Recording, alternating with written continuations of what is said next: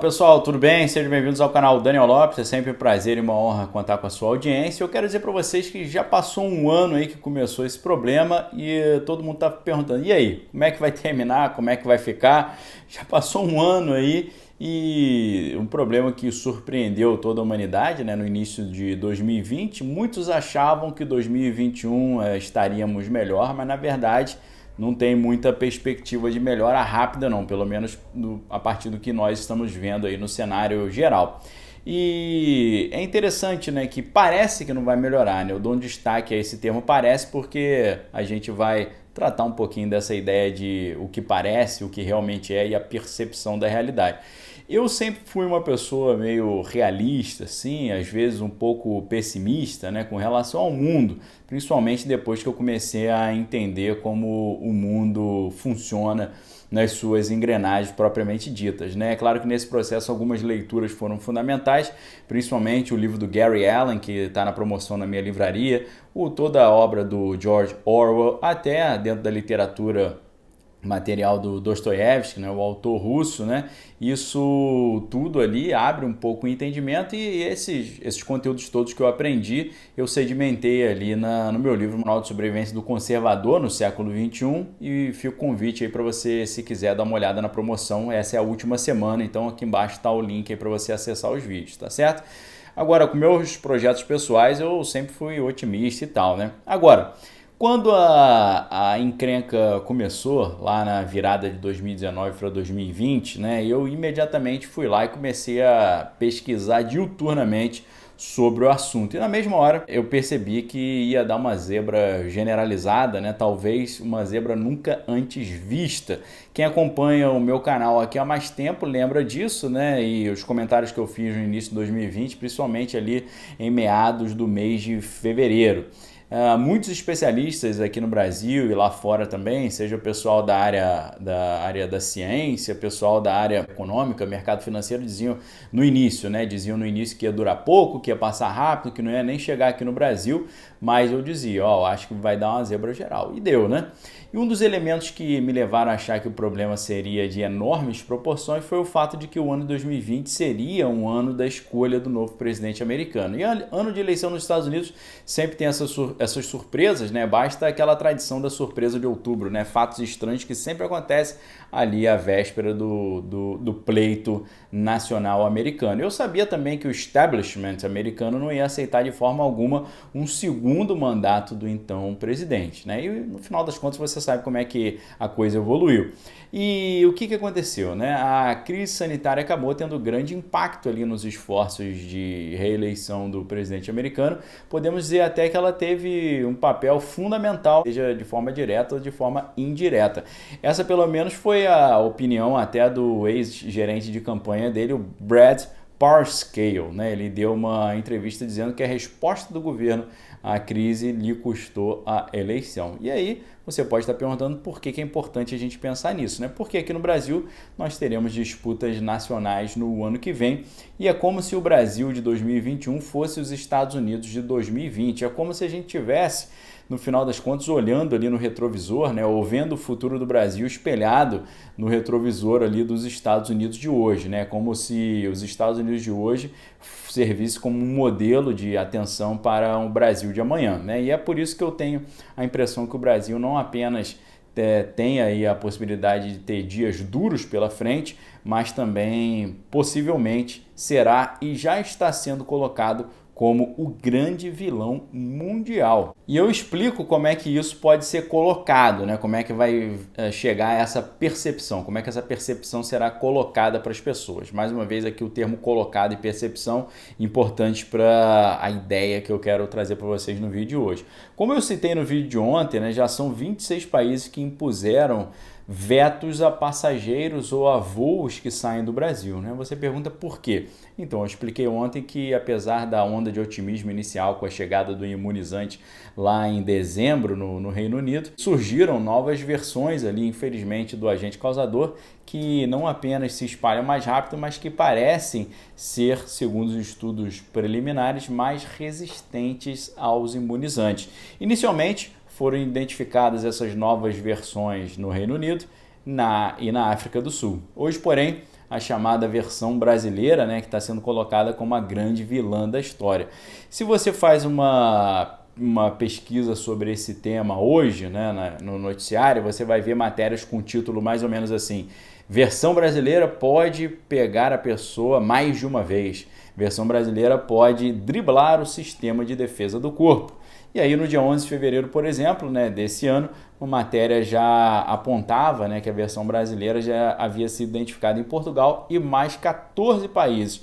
Imagina como é que está isso no dia de hoje, dia 7 de março, em que eu gravo esse vídeo. Agora, como isso colocaria o Brasil como o grande vilão mundial? Uma matéria do último dia 5 responde, né? O título é mais ou menos o seguinte: por que imunizar sem fechar tudo pode transformar o Brasil numa fábrica de versões superpotentes? Vejam só o que eles já estão falando, né? O Brasil será uma fábrica dessas versões superpotentes.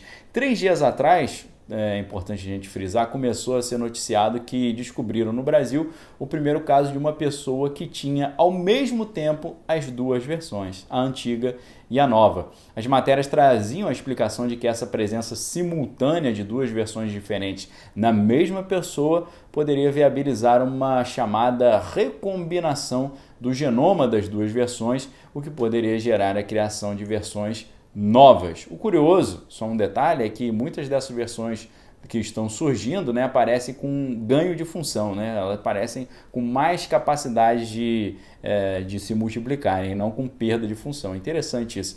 Dessa forma que o Brasil está começando a ser colocado como vilão global, né? Porque está sendo colocado aí como criador e disseminador de novas versões para o mundo, mais potentes e mais perigosas. E aí eu pergunto para você, você tem alguma dúvida que isso será usado como argumento no pleito do ano que vem, né? Fica essa pergunta aí para você.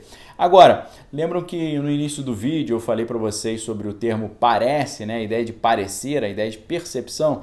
Então, a importância disso, chegou a hora da gente refletir, só para você ficar atento sobre os próximos dias, né, e como o negócio vai caminhar daqui para frente. Preste atenção no seguinte: nessa conversa toda que tivemos até aqui, é fundamental a gente trazer uma distinção entre realidade e percepção da realidade. É claro que isso dá uma discussão filosófica longa e aprofundada, né, de séculos e séculos, mas eu vou partir do princípio aqui mais didático de que o mundo físico ao nosso redor é a realidade propriamente dita. Tá? Eu não concordo exatamente com isso, abre-se uma questão filosófica muito grande aí na área da metafísica, da epistemologia, da ontologia, mas eu vou, de uma forma didática aqui para esse vídeo em si, vou partir do princípio que o mundo que a gente está vendo é o mundo real, tá certo? Então, pessoal, presta atenção, né? Mudança de percepção. Primeira coisa, né? Você, por exemplo, você admira muito alguém, você acha a pessoa muito legal, muito simpática, muito gente boa, muito inteligente, até que vem alguém e fica buzinando no seu ouvido toda hora. Você já viu como é que essa pessoa é chata? Você já viu como é que essa pessoa é orgulhosa? Você já viu como essa pessoa é arrogante? Você já viu como essa pessoa é convencida e tal? E aí, no final das contas, né, pode ser que a opinião sua sobre essa outra pessoa acaba mudando, porque a sua percepção sobre aquela pessoa muda, ou seja, podemos dizer que a percepção da realidade mudou. Quando isso é feito numa conversa interpessoal, de um para um, né, você consegue mudar a opinião de alguém, de uma pessoa de cada vez. Agora, é fácil você perceber que levaria um tempo enorme para mudar a percepção de um número considerável de pessoas. Se você coloca essa sua opinião num boletim interno de uma empresa, você vai conseguir talvez mudar a opinião de um grupo de pessoas. Agora, se a pessoa está de posse de meios de comunicação de massa, essa pessoa tem a possibilidade de mudar a percepção de milhões de pessoas simultaneamente. Antigamente, só quem tinha esse tipo de poder aí do controle dos meios de comunicação de massa e mudar a percepção das pessoas, de milhões de pessoas simultaneamente, eram os grandes jornais e as grandes emissoras, né? Hoje, as mídias sociais concederam esse poder ao cidadão comum, né? Apesar de que é evidente que parece ter havido uma espécie de arrependimento, né, de ter concedido esse poder para todo mundo, e a gente tem visto esse poder ser reduzido de forma intensa e rápida nos últimos dias, né? Agora, a primeira conclusão que a gente chega é o seguinte: você consegue perceber né? A pergunta que eu faço para vocês conseguem perceber que o mundo hoje é, no final das contas, uma verdadeira guerra de percepções, né? Então, voltemos aí à distinção entre realidade e percepção da realidade. Vou dar um exemplo aqui que eu creio que vai ficar mais claro para você. Vamos imaginar aqui uma modelo que recebeu um convite para uma campanha publicitária ali, para uma sessão de fotos muito importante, a maior oportunidade profissional de toda a sua carreira, sendo ali uma espécie de seu sonho profissional realizado. Ela tem ali alguns dias para se preparar, mas ela acha que o seu visual precisa estar perfeito no dia das fotos, né? Claro, para ela atender a expectativa. Agora, se a gente pensa essa modelo, o rosto dela sem maquiagem, a maneira como ela acorda, né? Ou com a cara limpa, né? Como o pessoal fala. O cabelo sem produção, o corpo sem a roupa chique. Isso é a realidade. É a modelo, a pessoa, o ser humano como ela é, né? A pessoa de carne e osso ali sem a produção ali visual. Mas essa realidade da modelo, ela sem a maquiagem, sem o cabelo arrumado, sem a roupa bonita, isso não é o que a revista quer e também não é o que o público deseja ver. Ela pode fazer duas coisas. Ela pode transformar a percepção da realidade ou ela pode mudar a própria realidade. Quando a gente pensa nas estratégias para mudar a percepção da realidade, aí vai entrar a maquiagem, o trato no cabelo, a roupa, o salto alto, o olhar ali sedutor, né? O enquadramento da foto, que pode evitar possíveis defeitos ali, né? Vamos supor que ela tem uma cicatriz de um lado do rosto, eles tiram a foto só do outro lado. Então isso tudo aí é uma espécie de mudança de percepção. Ela continua tendo aquela marca no rosto, mas a marca não foi mostrada, né? Entre outras, muitas outras coisas que não me vem à mente agora, né? Como um mega hair, alguma coisa assim, né? E essa seria uma estratégia de melhorar a percepção da realidade para melhor, porque a percepção da realidade pode ser mudada para pior. A menina continua sendo a mesma pessoa, se ela tirar a maquiagem e tal, mas a percepção é... ela tá muito bonita agora. Quando a gente vê o filme Wonder Woman 1984, né, a gente vê lá uma das vilãs, que é a personagem da Barbara Ann Minerva, que é a mulher leopardo, né? O que acontece no filme? Pegaram a atriz, botaram a atriz assim meio cafona, né? Meio sem nenhum atrativo, e aí depois ela muda de postura, fica toda metida bonitona e tal, né? Então a produção do filme mudou a percepção da realidade daquela atriz, primeiro para pior, depois para melhor. Porém, o que é interessante é que além de mudar a percepção da realidade, essa modelo que a gente está usando como exemplo, ela pode mudar a própria realidade. Você deve estar perguntando como ela poderia fazer para mudar a própria realidade. Ela poderia mudar a própria realidade nesse período aí, intervalo de tempo antes da sessão de fotos. Ela pode malhar, aumentando a sua massa magra, ela pode fazer uma dieta, né, diminuindo a sua massa gorda, ela pode colocar um botox, fazer plástica, fazer aplicações para tirar a gordura localizada, pode fazer uma harmonização facial e por aí vai.